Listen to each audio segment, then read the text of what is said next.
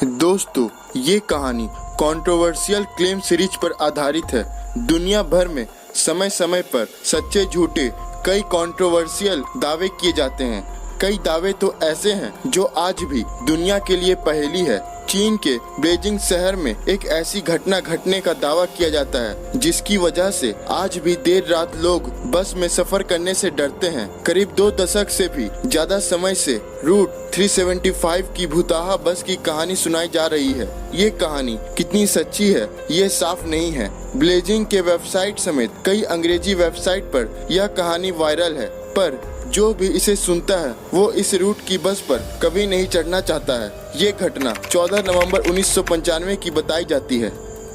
14 नवंबर की सद रातों में बूढ़ा व्यक्ति एक यंग लड़का रूट 375 के आखिरी बस का इंतजार कर रहे थे। दोनों के बीच नॉर्मल बातचीत चल रही थी। ठंड की वजह से सड़क सुनसान हो चली थी और हल्के कोहरे से ढक गई थी। ठीक 11 बजते ही उस रूट की आखिरी बस नजर आती है। बस स्टॉप पर बस रुकते ही वृद्ध और लड़का बस में चढ़ जाते हैं। बस पूरी तरह खाली होती है। उसमें ड्राइवर और एक लेडी कंडक्टर के अलावा कोई नहीं होता है। लड़का आगे ड्राइवर के सीट की ओर बैठ जाता है और बूढ़ा व्यक्ति बीच की ओर, और बस अगले स्टॉप की ओर चल पड़ती है।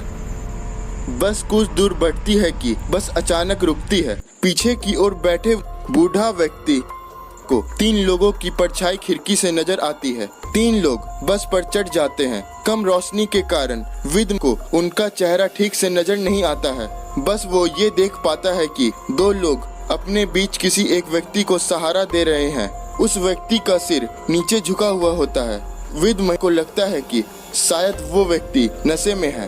बस फिर चल पड़ती है। सुनसान रास्ते के साथ बस में भी शांति हो जाती है। बस चलती रहती है कि बूढ़ा व्यक्ति पीछे से उठकर आगे बैठे हुए नौजवान से बहस करने लगती है। ये वही लड़का था जो उसके साथ बस स्टॉप पर खड़ा था। बूढ़ा व्यक्ति की बदतमीजी से लड़का तिलमिला उठता है और बात हाथापाई तक आ जाती है। गुस्से में ड्राइवर बस रोककर दोनों को नीचे सुनसान रास्ते में उतार कर चला जाता है।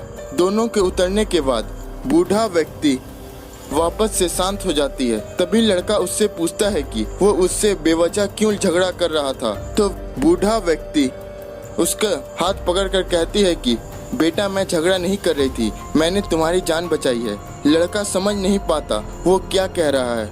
वृद्ध कहता है कि तुमने जिन 3 लोगों को बस चढ़ते देखा था उनके पैर ही नहीं थे, उनका शरीर हवा में तैर रहा था। ये सुनकर लड़का कांप जाता है। दोनों पास के ही पुलिस स्टेशन तक पैदल पहुंचते हैं और अपने साथ घटी घटना के बारे में बताते हैं। उनकी बात सुनकर पुलिस दोनों को पागल समझने लगती है।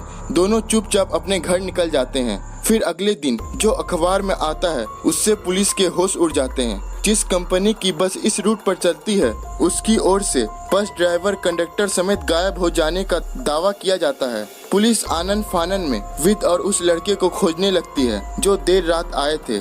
दोनों मीडिया को अपनी कहानी बताते हैं कि अगले ही दिन बस का पता चल जाता है। पुलिस अगले दिन एक बस एक्सीडेंट की सूचना मिलती है। ये वही बस होती है जिसका जिक्र वृद्ध और उस लड़के ने किया था। पुलिस की नींद उड़ जाती है। बस को पानी से निकाला जाता है तो खौफनाक दृश्य सामने आता है। उसमें से ड्राइवर और कंडक्टर की लाशें मिलती हैं। इसके अलावा 3 बुरी तरह सड़ी हुई लाशें निकलती है। साइंटिफिक टीम भौचक्की रह जाती है। उसके मुताबिक 48 घंटे के समय में कोई लाश इतनी बुरी तरह खराब नहीं हो सकती है, जबकि ड्राइवर और कंडक्टर की लाशें ठीक स्थिति में थी। इससे इस बात का बल मिलता है कि वो 3 शरीर क्या सचमुच प्रेत आत्माएं थी।